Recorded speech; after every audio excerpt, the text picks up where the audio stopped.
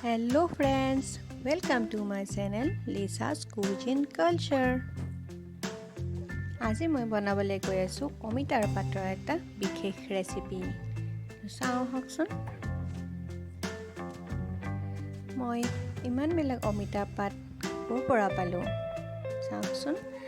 মই অমিতাৰ পাতবোৰ মই প্ৰথমতে আজি ৰেচিপিটোৰ কাৰণে 4-5টা মান পাত বেলেগে থৈ দিছোঁ আৰু বাকি থকা পাতবোৰ মই এখন পেপাৰত মেৰিয়াই ভালদৰে পিছত ব্যৱহাৰ কৰিবৰ কাৰণে ৰাখিছোঁ।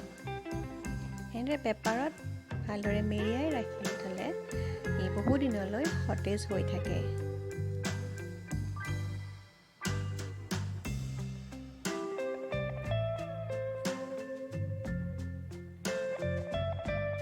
আটাৰ খালি প্লাষ্টিকটো ব্যৱহাৰ কৰিছোঁ আৰু ইয়াৰ ভিতৰত মই পাতখিনি ভৰাই থৈছোঁ আৰু ৰেফ্ৰিজাৰেটৰত থৈ দিলেই বহু দিনলৈ সতেজ হৈ থাকিব।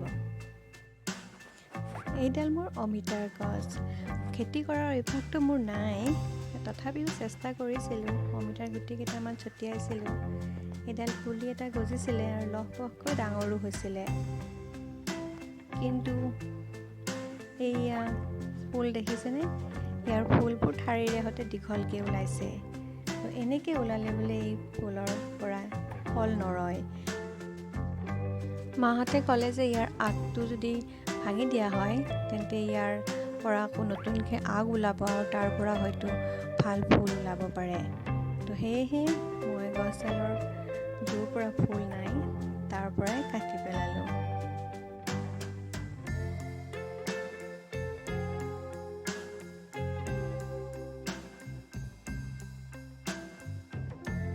ইমান কোমল অমিতাৰ পাতবোৰ মোৰ পেলাবলৈ বৰ বেয়া লাগিলে।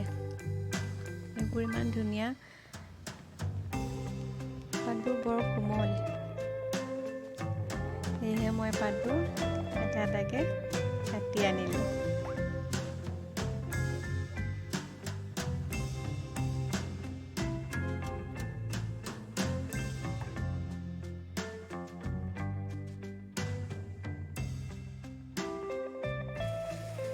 এতিয়া মই 4টা পাত অকণমান নিমখ দি ভালদৰে ধুই লৈছোঁ।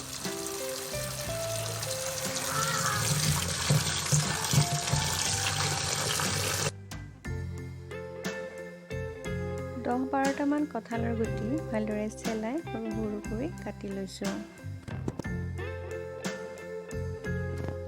অমিতাৰ পাতখিনি মই অলপ সৰু সৰুকৈ কাটি লৈছোঁ।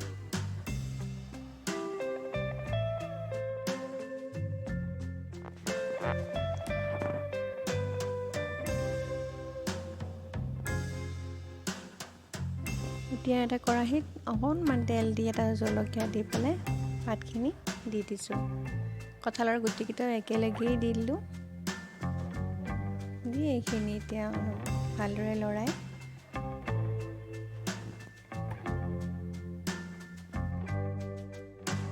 নহ'লে সোৱাদ অনুসাৰে নিমখ দিব পাৰে। নিমখ মই 1/2 স্পুন দিছোঁ। এতিয়া এইখিনি অকণমান ভালদৰে লৰাই লৈছোঁ। লৰাই ঢাকনিখন দি দিছোঁ। 2-3 মিনিটমান পিছত আকৌ লৰাইছোঁ। ভালদৰে লাৰিছোঁ। অমিতাৰ পাতবোৰ কোমলীয়া আছিল যিহেতু ভালদৰে পমি গৈছে। এতিয়া মই ইয়াত খোৱা ছ'ডা ব্যৱহাৰ কৰিছোঁ। 1/2 স্পুন ছ'ডা ব্যৱহাৰ কৰিছোঁ। এতিয়া সেইখিনি ভালদৰে লৰাইছোঁ। লৰাই তাত মই 1 কাপ পানী দিছোঁ। এইখিনি অকণমান ভালদৰে লৰাই দিছোঁ। লৰাই ঢাকনিখন অকণমান সময়ৰ কাৰণে দি দিছোঁ।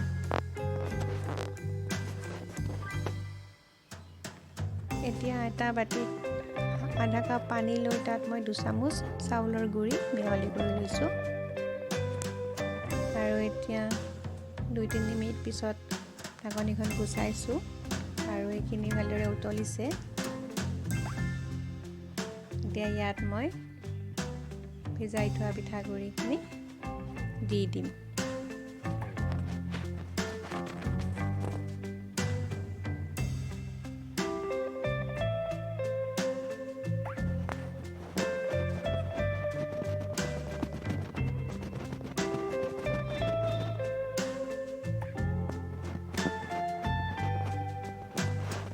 এতিয়া এইখিনি ভালদৰে লৰাই লৈছোঁ। ইয়াত এতিয়া আকৌ 1 কাপ পানী মিহলি কৰিছোঁ আৰু এইখিনি এতিয়া আকৌ উতলিবলৈ দিয়া হ'ল। এতিয়া ½ স্পুন জিৰা পাউডাৰ দি দিছোঁ।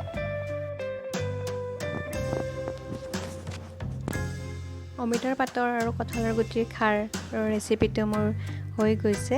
এইখিনি ভালদৰে উতলিছে আৰু পানীখিনিও ভালদৰে শুহি থুপথুপীয়া হৈছে।